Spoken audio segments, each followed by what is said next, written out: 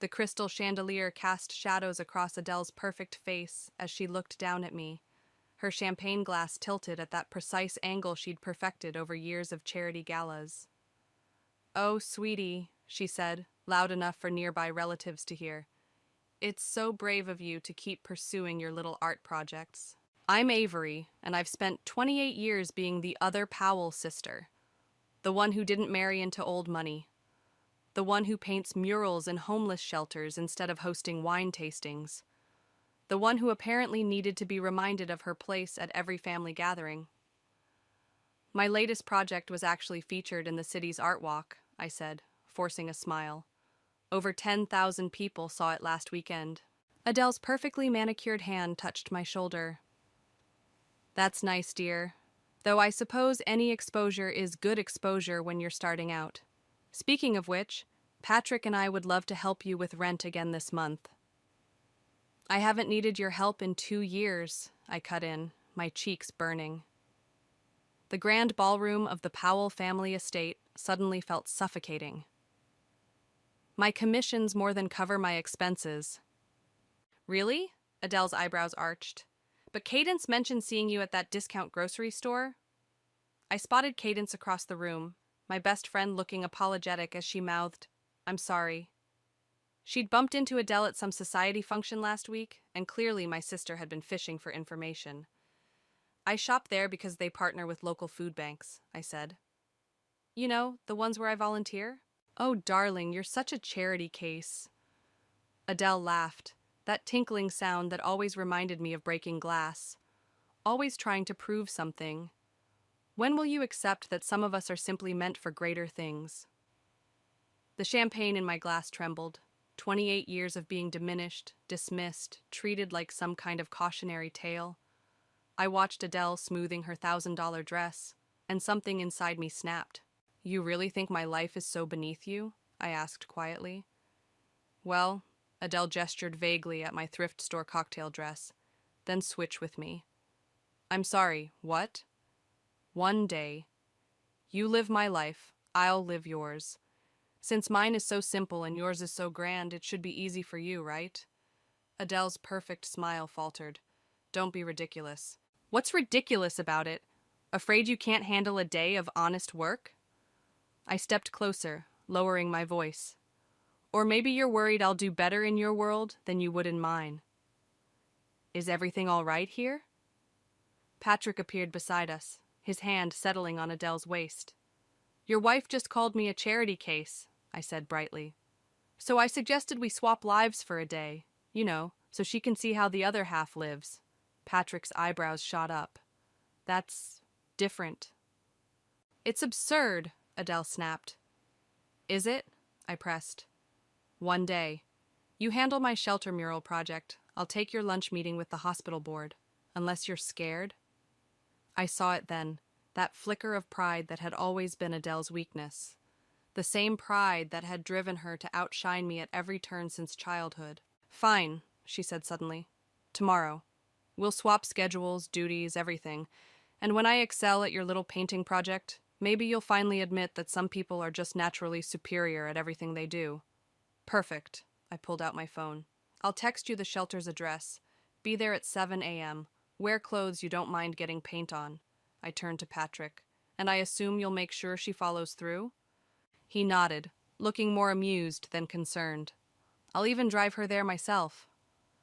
"This is insane," Adele muttered, but I could see her mind already working, probably imagining how she'd prove herself better at my life than me.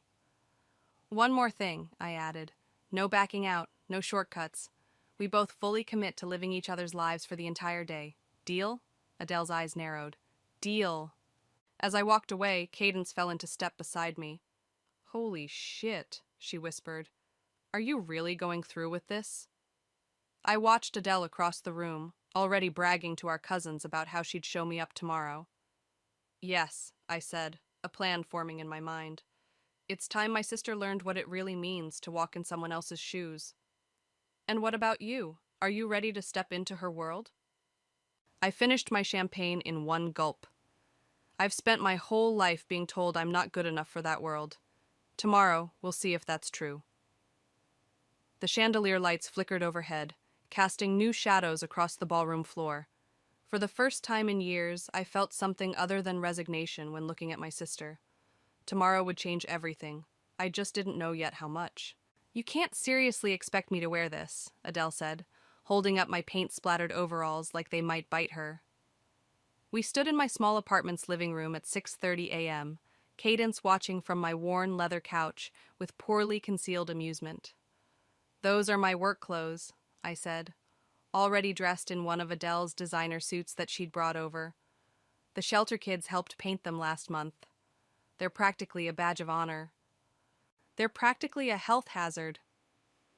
But Adele disappeared into my bathroom to change, her heels clicking on the hardwood floors. Cadence leaned forward. "Are you sure about this? She could really mess things up at the shelter." "That's exactly what I'm counting on," I whispered back. "Sometimes you have to hit rock bottom before you can see the light." Adele emerged, tugging at the overalls. "This is degrading." "Here's your schedule," I said, handing her a notebook. "The shelter expects you at 7 a.m. sharp. You'll be working with 6 teenagers to complete the ocean mural in the dining area. Their names and preferred colors are listed there. I haven't painted since elementary school. Then today will be educational." I smoothed down my borrowed silk blouse. "Meanwhile, I have your 9 a.m. hospital board meeting, followed by lunch with Margaret at LeBlanc, and the afternoon charity committee meeting at the country club." "The hospital board is voting on the new children's wing budget," Adele said sharply. "You can't possibly—" "Handle it?" I raised an eyebrow. "Like you can't possibly handle painting with homeless teens. Funny how that works." Patrick cleared his throat from the doorway. "I've got the car running. We should go if we're going to make it by 7. "One more thing," I said, pulling out my phone. "We document everything. Photos, videos, whatever it takes to prove we're actually doing this. No cheating." "Fine." Adele grabbed her phone. "But when this is over, you'll never question my capabilities again." "That's the idea," I murmured. After they left, Cadence turned to me. "Okay, spill. What's your real plan here?" I checked my makeup in the mirror, making sure I looked the part of a society wife. "Adele thinks she can breeze in there and prove she's better than everyone, including the shelter kids. But Gus will be there today." "Gus? The one who ran away from his wealthy family after they rejected him for being gay. The one who understands exactly what it means to be dismissed by people like my sister." I smiled. "He's also our most talented artist." "You're evil," Cadence grinned. "Brilliant, but evil." "I learned from the best. Adele's spent years orchestrating situations to make me look bad. Time for a taste of her own medicine." I checked my watch. "I should go. The hospital board won't wait." "And you're sure you can handle that?" I pulled out a folder. "What Adele doesn't know is that I've been volunteering at that hospital for months. The night shift nurses have told me everything about the budget issues. Plus, I have something she doesn't." "What's that?" "I actually care about the people this will affect." I grabbed my borrowed designer bag. "Watch the shelter's security cameras if you can. I have a feeling today's art session will be educational." "Wait," Cadence called as I reached the door. "What if this backfires? What if she actually does well?" I paused, thinking about the text I'd sent Gus last night, explaining everything. "Trust me," I said. "By the end of today, either Adele will learn some humility, or I'll learn I've been wrong about her all along. Either way, something's going to change." "And the hospital board? The charity committee?" "You know what the difference is between painting a mural and playing society politics?" I asked, checking my reflection one last time. "With a mural, at least you can see the mess you're making. These people hide their mess behind designer labels and fake smiles. But mess is mess, and I've gotten pretty good at cleaning those up." My phone buzzed. A message from Gus. "She's here, looking like she'd rather eat glass than touch a paintbrush. This should be fun." I smiled, typing back, "Remember the plan. Let her think she's in control until she isn't." "You're enjoying this too much," Cadence said, reading over my shoulder. "Maybe," I admitted, "but sometimes the only way to teach empathy is to force someone to live in another person's world. Adele's about to learn that her perfect life isn't the only one that matters." I headed out, my borrowed heels clicking against the pavement, already imagining Adele facing her first real challenge at the shelter. My phone buzzed again. A photo from Gus showing my sister staring in horror at a wall of paint supplies. "Game on, sis," I muttered, sliding into my Uber. Let's see who really can't handle whose life. The city stretched out before me, a maze of high-rises and hidden alleys, of penthouses and shelters. Somewhere in there, my sister was about to learn what it meant to truly see people. And I was about to learn if I could beat her at her own game. Either way, by sunset, nothing would be the same. The texts from Gus kept coming as I sat through the hospital board meeting. Each one was better than the last. She tried to delegate painting to a 12-year-old. Kid told her that's not how it works. She just complained about the paint fumes, wearing the mask wrong. OMG, she just asked if we have a cappuccino machine. I forced myself to focus on the budget presentation, but my mind kept drifting to the shelter. The live security feed on my phone showed Adele standing awkwardly before the half-finished ocean mural, surrounded by teenagers who clearly weren't buying her attempted authority. "Mrs. Gray," the board chairman's voice snapped me back to attention. "Your thoughts on the proposed budget cuts to the children's wing?" I straightened in my chair, channeling every ounce of Adele's confidence. "Actually, I've been reviewing the numbers, and I believe we're approaching this from the wrong angle." The chairman's eyebrows rose. I pulled out the documents I'd prepared, thanking those late-night conversations with the nurses. "Instead of cutting services, we should be looking at administrative redundancies. For example," I launched into my presentation, watching faces shift from skepticism to interest. My phone buzzed again. This time it was a video from Gus. "I simply don't understand." Adele's voice rang clear through the shelter's dining hall. "Why can't we just hire professional painters?" "Because this isn't about the painting," Gus's voice replied off camera. "It's about giving us a voice, a way to show we exist. But surely there are more efficient..." "Efficient?" The camera panned to show Gus stepping forward, paint-stained hands on his hips. "Let me tell you about efficient, Mrs. Gray. My parents were all about efficiency. When I came out, they efficiently packed my bags, efficiently closed my bank accounts, and efficiently erased me from their lives. This mural? It's not about efficiency. It's about being seen." The video ended there. I smiled, tucking my phone away as the board members discussed my proposal.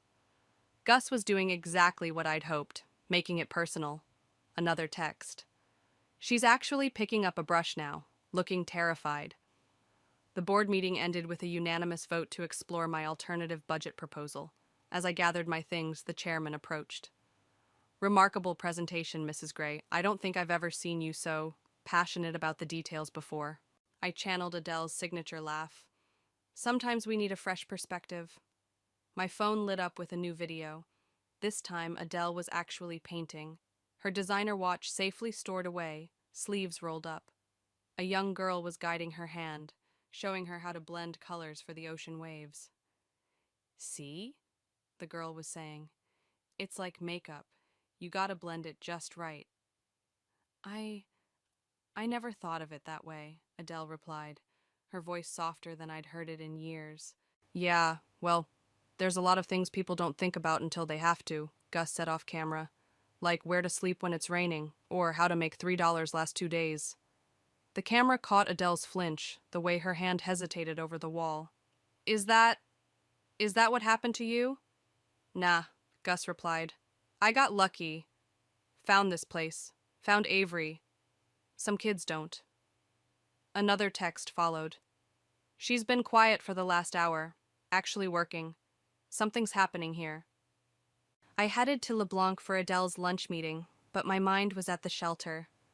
I'd known Gus would be the key, someone from Adele's world who'd seen the other side. Someone who could bridge that gap. My phone chimed again. This time it was from Adele herself.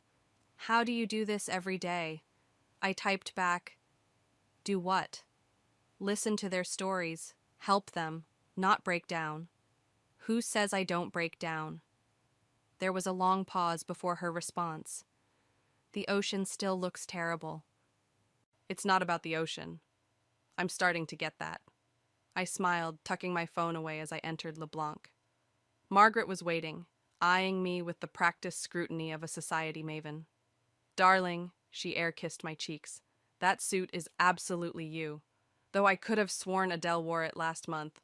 Good fashion deserves an encore, I replied smoothly, sitting down. My phone buzzed one final time. The photo showed Adele sitting cross-legged on the floor with the teenagers, her perfect hair messy with paint, actually laughing at something Gus had said. Everything all right? Margaret asked, noting my expression. Perfect, I replied, tucking the phone away. Just perfect. The maître d' approached with menus, and I straightened my shoulders.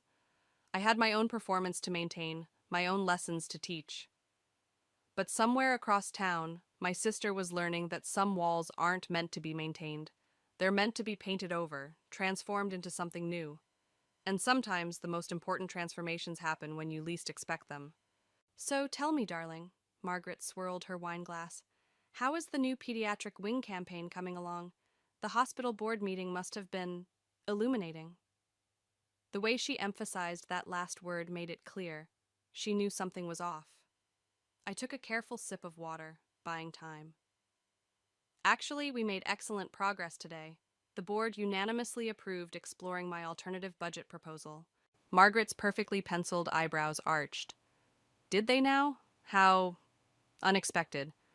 Especially since you've opposed every change to the existing structure for the past 2 years. Damn, I hadn't known that detail about Adele. Sometimes we need to challenge our own perspectives, I said smoothly. Speaking of which, how's your son doing at his new school? Margaret's face tightened. Direct hit. Cadence had mentioned her son's recent expulsion was a sore subject. Let's not discuss Thomas, she said curtly. I'm more interested in why you're suddenly channeling your sister's bleeding heart approach to charity. My phone buzzed, another text from Gus. Your sister just shared her lunch with kids. Actual tears when one told her about sleeping in the park. Everything all right? Margaret asked, eyeing my phone. You seem distracted. Just checking on a project, I replied, tucking the phone away. You know how it is. Always something requiring attention. Indeed. Margaret leaned forward, her voice dropping. Like the attention you're drawing to yourself today, the board members are already talking. Since when does Adele Gray care about administrative efficiency? Perhaps you don't know me as well as you think. Oh, but I do. Her smile turned predatory. Just as I know that's your sister's Valentino suit from last month's charity gala. The same sister who's currently finger painting with homeless children instead of attending her regular Wednesday art committee meeting. My stomach dropped. Of course, the art committee. I'd missed it in Adele's schedule. So, Margaret continued, would you like to explain what game you're playing, Avery, or should I make a few calls and let everyone know about this little experiment? I set down my fork, meeting her gaze. Go ahead. Call them. Tell them how the less accomplished sister managed to get the board to unanimously approve a budget proposal that Adele's been fighting for 2 years. Tell them how the charity case is sitting here in LeBlanc, holding her own. I'm sure that won't reflect poorly on Adele at all. Margaret's smile faltered. My phone buzzed again. This time it was a photo from Patrick, Adele sitting in a circle with the shelter kids, her designer watch replaced by paint-stained hands, actually listening as they talked. I turned the phone to show Margaret. Or tell them about this, about how Adele's finally seeing the people she claims to help through all those charity galas. I'm sure the society pages would love that story. You're blackmailing me? I'm offering you a choice. You can expose us and watch both your friend's reputation and your own social standing take a hit. Or, I paused, channeling every ounce of Adele's confidence. You can help me make this mean something. Make what mean something? Change, real change. Not just writing checks at galas, but actually seeing the people we claim to help. Like your son, wouldn't it be nice if someone had really seen him, understood him, before things got so bad? Margaret's hand trembled slightly as she reached for her wine. You're not at all what I expected, she said finally. Neither are the kids at the shelter, neither is Adele, apparently. I showed her another incoming photo, my sister helping a teenage girl mix colors, both of them laughing. What do you want from me? Support. When this day is over, things are going to change. I need someone in Adele's circle who understands why. Margaret studied me for a long moment, then nodded slowly. You know, I always wondered why Adele spoke about you with such defensiveness. Now I understand. You're what she could have been, if she hadn't been so afraid of disappointing everyone. She's learning, I said, as another text came in. She's asking about funding art therapy programs. Think we broke her. Margaret raised her glass. To seeing people clearly. I clinked my water glass against her wine. To second chances. And Avery? She caught my arm as I stood to leave. The next time you want to infiltrate our world, remember, Adele never orders water at lunch. Always Chablis. I laughed. I'll keep that in mind. As I headed to the next meeting on Adele's schedule, my phone lit up with a message from my sister. I think I understand now. Why you do this. Why it matters. I typed back. Keep painting. We're not done yet. The afternoon sun caught the buildings downtown, turning the windows into mirrors. Somewhere in there, Adele was learning to see past her own reflection. And here I was, wearing her life like a borrowed coat, finding it fit better than anyone had expected. The day wasn't over, but already the cracks in our carefully constructed worlds were starting to show. And through those cracks, something new was beginning to shine. The charity committee meeting was winding down when Gus's most explosive text arrived. Your sister just wrote a personal check for art supplies, and she's crying in the supply closet. Everything all right, Mrs. Gray? Asked the committee chairwoman as I fumbled with my phone. Actually, no, I said, standing up. I need to go check on something at the shelter. The homeless shelter? Someone tittered. Whatever for. I thought of all the times I'd heard that same dismissive tone from Adele. Because some things matter more than table arrangements for the spring gala. Leaving them whispering behind me, I grabbed an Uber to the shelter. The scene I walked into stopped me in my tracks. Adele sat on the floor, surrounded by teenagers and paint supplies, her designer blouse stained with blues and greens. Her perfect hair was tied back in a messy ponytail, and her eyes were red-rimmed. You can't live in your car, she was saying to a young girl. Not in this weather. There has to be another option. Like what? The girl asked. The waiting list for beds here is 3 months long. Then we'll find you somewhere else. I know people, I can... Adele looked up and saw me. Avery, thank God, I need your help. Mrs. Gray's been telling us about your fancy parties, Gus said, shooting me a knowing look. About how much money gets spent on centerpieces. $10,000, Adele whispered, for flowers that die in a day, while Sarah's been sleeping in her car for 2 weeks. I sat down beside them, careful not to get paint on my borrowed suit. The mural's looking good. The mural doesn't matter, Adele burst out. How can you stand it, knowing all this is happening while people like me, people like I was, just keep planning parties and pretending none of this exists? Because sometimes, I said quietly, the only way to change things is to work from both sides. Sarah, the girl living in her car, looked between us. Are you two having some kind of rich people crisis? Gus snorted. They're sisters, doing some kind of life swap thing. Wait, Sarah said. So you're the one who usually does this? She pointed at me. And you're the fancy one? She turned to Adele. I'm the one who's been an idiot, Adele said, wiping her eyes. God, Avery, how do you do this? How do you hear these stories and not just break? Who says I don't? I picked up a paintbrush. But breaking isn't always bad. Sometimes you need to break before you can rebuild something better. Like this wall? Sarah gestured to the mural. Because, no offense, but that whale looks kind of drunk. It's abstract, Adele said defensively, then laughed. A real laugh, not her usual society tinkle. Okay, it's terrible, but I'm learning. Yeah, Gus said. You are. My phone buzzed. Margaret. The committee is in an uproar over your exit. Also, I may have mentioned Thomas is interested in art therapy now. Funny how things work out. Speaking of learning, I said, how would you feel about expanding the art program here? Maybe with some professional instruction? Yes, Adele said immediately. God, yes. These kids have so much talent, they just need resources and... She stopped, realization dawning. This was your plan all along, wasn't it?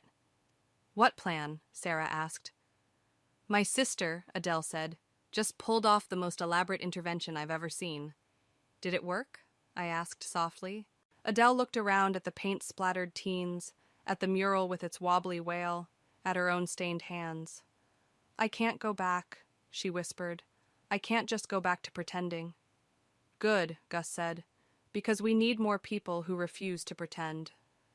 Also, Sarah added, we need someone to fix that wail. It's seriously depressing. We all laughed, and for the first time in years, I saw my sister's real smile. Not the practiced one she wore at parties, but the one I remembered from when we were kids, before society expectations had built walls between us. I have one condition, Adele said, turning to me. You have to stop pretending, too. Pretending what? That you're less than them, less than me. You walked into my world today and owned it. The board members are still talking about your presentation. Sounds like you two have a lot to figure out, Gus said, standing up. But first, can we please fix that whale? It's starting to look like it's having an existential crisis. Just like its painter, Adele murmured, reaching for a brush. But maybe that's not such a bad thing. My phone buzzed one last time. Patrick. The hospital called. They want to fast-track the new budget proposal. Whatever you two are doing, keep doing it. I looked at my sister, covered in paint, and finally seeing clearly. Oh, we will, I said. We definitely will.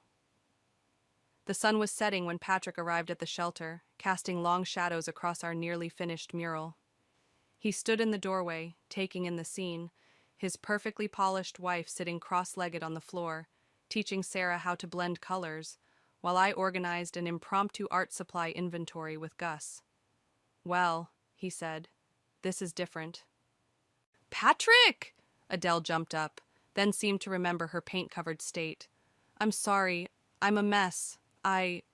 You're beautiful, he said quietly. I haven't seen you this alive in years. She stopped, paint-stained hands frozen mid-gesture. I've been making calls about Sarah's situation and the other kids. Did you know the waiting list for beds here is 3 months long? I didn't. Patrick looked around the room. But something tells me I'm about to learn a lot more about it. We need to do something, Adele said.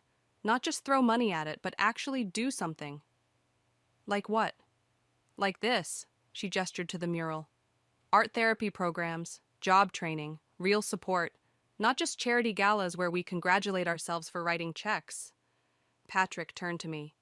And you? How was your day in our world? Educational, I said. Your wife's friends are interesting. Terrifying, you mean? Adele corrected. God, was I really like that? That dismissive? Speaking of dismissive, Patrick pulled out his phone. The hospital board called. They're implementing your budget proposals immediately, Avery. Apparently, you made quite an impression. What proposals? Adele asked. The ones your sister designed to save the children's wing while cutting administrative waste. The same proposals you've been fighting for 2 years. Adele's eyes widened. You did that? In one meeting? Turns out, I said, when you actually care about the outcome more than the politics, people listen. Mrs. Gray? Sarah approached tentatively. We're ready for the final touches on the whale. You promised to help. Go, Patrick said. I need to talk to your sister anyway. As Adele followed Sarah back to the mural, Patrick turned to me. You planned this whole thing, didn't you? Not all of it, I admitted. I didn't expect her to actually care. You don't give her enough credit, or maybe we haven't given her enough chances. He watched his wife laugh with the teenagers. She was different when we first met, you know, before society expectations and family pressure crushed her real self. And now? Now I'm seeing that girl again, the one who used to paint for fun, who wanted to change the world. He smiled. Thank you for that. Don't thank me yet, I said. The day's not over. Actually, Gus interrupted, it kind of is. Shelter's closing in 10 minutes. Adele looked up from the mural, panic crossing her face. But what about Sarah? Her car? Already handled, Patrick said. I called in a favor. There's a room at the women's shelter across town. Cars waiting outside to take her. Sarah's eyes filled with tears. Really? Really, Patrick confirmed. and tomorrow we're going to start working on a more permanent solution. See? Gus nudged me. Sometimes rich people can be useful. I heard that, Adele called, adding final touches to the wail. And you're right. We can be useful when we actually try. She stepped back, surveying the mural. It's still not perfect. It's not supposed to be, I said. It's supposed to be real. As the kids started cleaning up, Patrick pulled me aside again. There's one more event on Adele's schedule, the sunset cocktail party at the country club. I know, I should get changed. Actually, he smiled, I think it's time for the real Adele to make an appearance, paint stains and all. Adele overheard and froze. You can't be serious. Margaret and the others would see exactly who you've chosen to be, I finished, unless you're not ready for that. She looked down at her paint-covered overalls, then at Sarah packing up her few belongings for the women's shelter, and finally at the mural, imperfect but somehow more beautiful for its flaws. You know what? She said. I think I am ready, but only if you come with me, both versions of us, exactly as we are. Both versions? Gus asked. My sister in her borrowed designer suit, showing she belongs in any world she chooses, Adele said, and me in my paint-stained clothes, finally being real. The society pages will explode, Patrick warned, but he was smiling. Good, Adele and I said simultaneously. As we headed for the door, Sarah called out, Hey, rich people, we turned. Thanks, she said simply, for seeing us. Adele's eyes welled up again. Thank you for helping me see myself. Outside, the sunset painted the sky in colors we'd spent all day trying to capture on the shelter walls. Patrick's driver held the car door open, trying not to react to Adele's appearance. Ready? I asked my sister. She squared her shoulders, paint-stained and proud. Ready to change everything. The country club valet's face was priceless when our car pulled up. Adele stepped out first, paint-stained overalls and all, head held high. I followed in her borrowed designer suit, and Patrick brought up the rear, looking entirely too amused. Mrs. Gray? The valet stammered. Is everything? Everything is perfect, Thomas, Adele said, handing him her keys. How's your mother doing? Still working 2 jobs to put your sister through college? The valet's mouth fell open. In all the years she'd been coming here, she'd never asked about his family before. Inside, conversation stuttered to a halt as we entered the sunset cocktail party. Margaret, bless her scheming heart, recovered first. Adele, darling, she air-kissed my sister's cheek, ignoring the paint smudges. How avant-garde, is this some sort of performance art? Actually, Adele said loudly enough for everyone to hear, this is what reality looks like. When you spend a day actually helping people instead of just talking about it at parties. The silence turned arctic. Patrick stepped forward. Honey, maybe we should... No, Adele cut him off. I need to say this. She grabbed a champagne flute from a passing waiter and clinked it with a spoon. Everyone, I have an announcement to make. Adele, a woman in Chanel whispered urgently, you're having some sort of breakdown. I'm having an awakening, Adele corrected. My sister taught me that today. All eyes turned to me. I straightened my borrowed Valentino and smiled. You all know my sister Avery, Adele continued, the one we've all politely dismissed as the family charity case. Well, today, she ran a hospital board meeting so brilliantly they're implementing her proposals immediately. The same proposals I've failed to push through for 2 years. Murmurs rippled through the crowd. Meanwhile, she gestured to her paint-stained clothes. I spent the day at her homeless shelter, where I met actual humans with actual stories that would break your hearts, if you ever bothered to listen. Darling, someone called out, perhaps you've had too much sun. I met a girl today who's been sleeping in her car, Adele's voice cracked, while we spent $10,000 on flowers for last month's gala. Do you know what $10,000 could do at that shelter? Margaret stepped forward. I think what Adele is trying to say is that I'm done, Adele finished. Done pretending, done playing these games. My sister showed me what real impact looks like, and I can't go back to this performance. The crowd shifted uncomfortably. I saw phones being pulled out, society gossip already spreading. So here's my proposal, Adele raised her glass. Instead of next month's gala, we're having an art show, featuring works by the shelter's residents. and every penny goes directly to expanding their programs. You can't be serious, someone scoffed. Watch me. Adele's voice was steel. And if you don't like it, you can find another charity chair. One who's better at pretending none of this matters. Patrick cleared his throat. I'll match whatever we raise, dollar for dollar. As will I, Margaret added, shooting me a wink. The crowd buzzed. Money talked, even if the message made them uncomfortable. One more thing, Adele said. Avery, the hospital board wants you to join permanently, as my replacement. What? I nearly dropped my drink. You earned it, just like I need to earn my place in your world if you'll let me.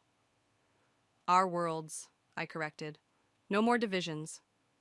Adele smiled, paint flaking from her cheek. No more divisions. The party dissolved into chaos after that, half the guests fleeing in scandal, the other half clustering around to hear more about the art show plans. Through it all, Adele stood firm, answering questions about the shelter with newfound authority. Well played, Margaret murmured, appearing at my elbow. Though I suspect this wasn't quite what you planned. Not even close, I admitted. I thought she'd break, but I never expected her to. Become real? Margaret smiled. Sometimes the best revenge is giving someone the chance to be their true self. My phone buzzed, a text from Gus. Sarah's settled at the women's shelter. They have an art therapy program. She's already asking about teaching others. I showed the message to Adele, who immediately teared up again. You know, she said, I always thought you were trying to embarrass the family with your charity work. I never realized you were trying to save it. Not save, I corrected. Transform. Mission accomplished, Patrick said, watching as his wife enthusiastically described the shelter's needs to a wealthy donor. The sunset painted the country club windows gold, not unlike the shelter's walls. Two worlds, finally merging into something new. Something real. Ready to go home? I asked Adele. She looked down at her paint-stained clothes, then at the glittering crowd, and smiled. I think I finally am. The morning sun streamed through the shelter's windows as I added the final touches to our newest mural. This one featured a phoenix rising from city buildings, its wings spanning the entire wall. The symbolism's a bit on the nose, don't you think? Adele said, walking in with 2 coffee cups. She handed me one, careful not to drip on her paint-splattered designer overalls, a custom-made set she'd ordered after ruining mine. Says the woman who showed up to the hospital board meeting in a Valentino paint smock. That was different, she protested. I was making a statement. And what a statement it was. I stepped back to survey the mural. Though not as powerful as the donors' faces when Sarah presented her art therapy proposal. That girl's going places, Adele said proudly. The foundation already approved her pilot program for 3 more shelters. The foundation, Adele's latest project, born from that day we switched lives. She'd transformed her society connections into actual change, while I'd learned to navigate boardrooms without losing my soul. Speaking of going places, I nodded toward the door where Gus stood, dressed in a crisp new suit. Ready for your first day of work, Mr. Program Director? Don't remind me, he groaned. I still can't believe you 2 talked me into this. You talked yourself into it, Adele corrected. We just provided the funding. And the suit, I added. And the office, Adele chimed in. And the... Okay, Gus laughed. I get it. You're both terrible influences. Patrick appeared behind him carrying boxes of art supplies. The terrible influences who just got city approval for the youth housing project. Really? I turned to Adele. You didn't tell me. I wanted to surprise you, she said. Consider it payback for all your surprises. Does this mean I have to switch lives with you again? God, no, she shuddered. Once was enough. Though, she looked around the shelter's transformed space. Maybe we needed that once. Sarah burst through the door, waving a paper. I got in. The art therapy certification program, they accepted me. Adele rushed to hug her, not caring about the paint transfer. Of course they did. Did you show them your portfolio? The one with the drunk whale? Never. Hey, Adele protested. That whale had character. That whale had issues, Gus corrected. Just like we all did. Patrick checked his watch. Ladies, the press conference starts in an hour. Should we head over? Ah, yes, the press conference, where we'd announce the merger of Adele's foundation with my shelter programs, creating something entirely new, something real. Just let me change first, Adele said. Don't you dare, I warned. Paint-stained overalls or nothing. Fine, she sighed dramatically, but you have to wear the Valentino. Deal. As the others headed out, Adele held me back. You know, I never thanked you properly. For what? Humiliating you? Forcing you to paint badly? Making you cry in a supply closet? For seeing me, she said quietly. The real me, buried under all that pretense. For giving me a chance to be more than what everyone expected. You did the same for me, I pointed out. All those society doors that were closed?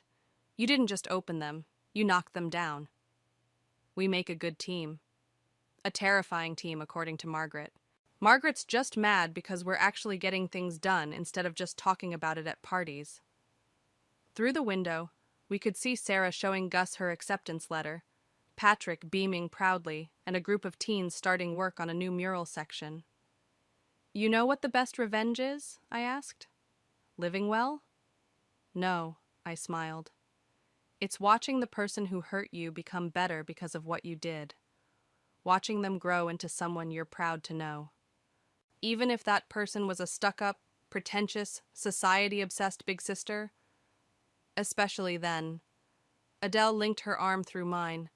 Come on, let's go scandalize some reporters with our paint-stained solidarity. As we walked out into the sunshine, I thought about that day that changed everything. About broken walls and painted whales, about sisters and second chances, about revenge that turned into redemption. Ready? Adele asked at the car. I looked at my sister, really looked at her, paint in her hair, determination in her eyes, and not a trace of that society mask she used to wear. Ready, I said, because sometimes the best endings aren't endings at all. They're beginnings in disguise, painted in colors we never knew we had, telling stories we never knew we could tell. And sometimes, just sometimes, those stories turn out better than any revenge we could have planned.